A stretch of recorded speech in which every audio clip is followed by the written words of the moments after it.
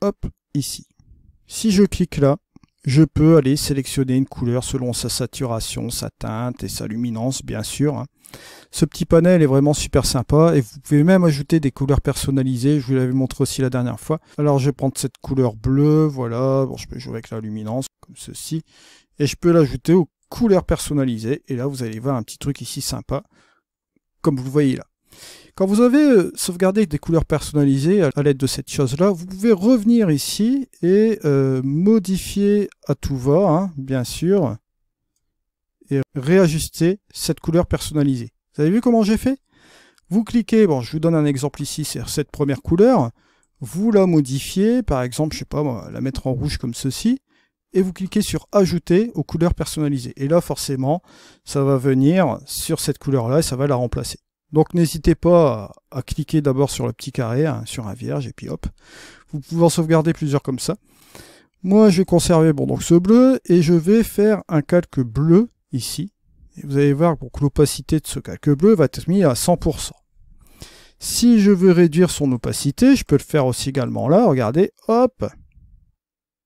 Je peux revenir ici à 61% et revenir un peu comme cela. Alors vous allez me dire, ça sert à quoi?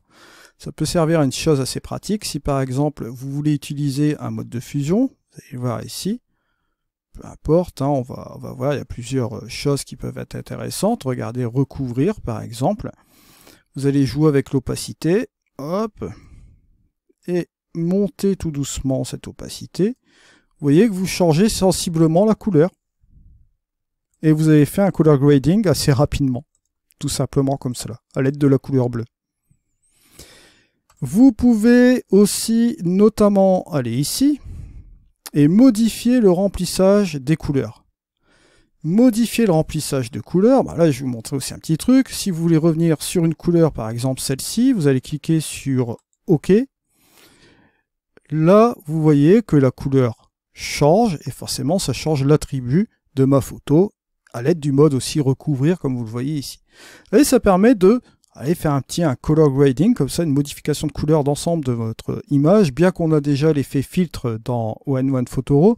Mais bon, je vous montre quand même ce petit titre d'exemple ici.